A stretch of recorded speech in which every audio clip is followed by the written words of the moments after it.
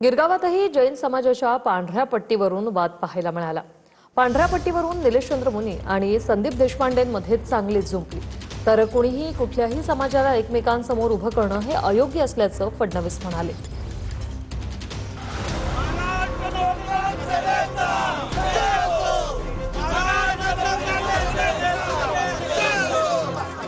विद्याविहार दादर नंतर आता गिरगावातही जैन समाजाच्या पांढऱ्या पट्टीवरून वाद पाहायला मिळाला। दादरमधील पांढऱ्या पट्टी विरोधात मनसे नेते संदीप देशपांडे यांनी आक्रमक भूमिका घेतली होती। यानंतर आता गिरगावातील पांढऱ्या पट्टीवर काळा रंग मारण्यात आलाय। गिरगावातील मनसे विभाग अध्यक्ष दिनेश पुंडे यांनी आंदोलनाची भूमिका घेतली होती। यावेळी मनसेच्या कार्यकर्त्यांना गावदेवी पोलिसांनी ताब्यात घेतलं होतं। तर कोणीही कुठल्याही समाजाला एकमेकांसमोर उभं करणं अयोग्य असल्याचं मुख्यमंत्री फडणवीस म्हणाले। कोणीही कुठल्याही समाजाला एकमेकांसमोर उभं करणं हे योग्य नाही। समाजात तेढ निर्माण करणं हे देखील योग्य नाही। एखाद्या समाजाची एखादी परंपरा असेल तर ती परंपरा त्यांनी सांभाळली पाहिजे। इतर समाजांनी त्याचा एक प्रकारे मला असं वाटतं की आदर केला पाहिजे। रस्त्यावरील या पांढऱ्या पट्ट्यावरून जैन धर्मगुरू निलेशचंद्र मुनी आणि मनसे नेते संदीप देशपांडे यांच्यामध्ये झुंपली आहे। मनसेमध्ये दम आहे का? तिथे झाला त्यावेळेला तुम्हाला खतरा वाटत नाही का?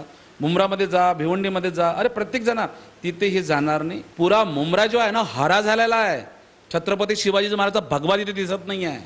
मग त्याच्यावर तुम्ही भगवा करायला कधी जाता? तुमच्यावर दम आहे का? इथे पांढऱ्या पट्ट्या मारणाऱ्यांना उलट माझं आव्हान आहे की एकदा जाऊन मुंब्रात किंवा पायदुनीत तुम्ही पांढऱ्या पट्ट्या मारून बघा, तुमची हिंमत आहे का? आम्ही तर आंदोलन करून दाखवलं।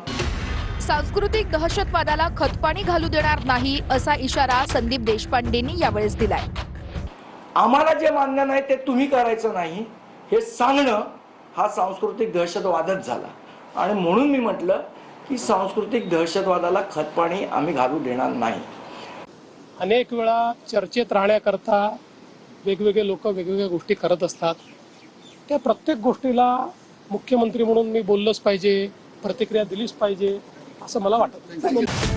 नेमकं प्रकरण काय ते पाहूया। जैन साधू संत अनुयायांच्या घरी येण्याच्या मार्गावर अशा पट्ट्या आखल्या जातात। अनवाणी चालणाऱ्या साधू संतांच्या पायाला अशा पट्ट्यांमुळे उष्णता लागत नाही। जैन धर्मातील साधू संत चालत असताना त्यांच्या पायाखाली जीवजंतू मरू नये, तसेच पावसाळ्यामध्ये जमिनीवर शेवाळ साचतं ते पायाखाली चिरडलं जाऊ नये यासाठी या पट्ट्या आखल्या असल्याचं सांगितलं जातं।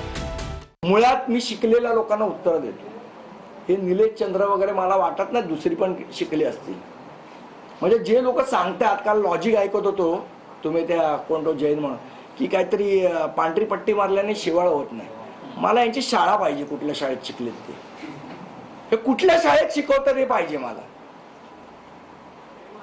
आणि असल्या अशिक्षित लोकांच्या तर्कावर मला प्रश्न विचारावेत, मला वाटतं हे दुर्दैव आहे। पहिला प्रश्न त्याला विचारायला पाहिजे की बाबा तुझी शाळा कुठली, कुठल्या शाळेत तुला शिकवलं असं की पांढरी पट्टी मारली की शिवाळ होत नाही। आना नहीं चाहता था फिर भी आना पड़ा, क्योंकि बात मेरे पे आई है। संदीप देशपांडे साहब, मैं कितना पढ़ा लिखा हूं, मैं कितनी शिकलेलो आहे, मैं कितना पढ़ा लिखा हूं, वो कितना नहीं। आप मुझे बुलाइए, मैं वहां बैठकर इसका निर्णय लेते कि मैं कितना पढ़ा लिखा हूं।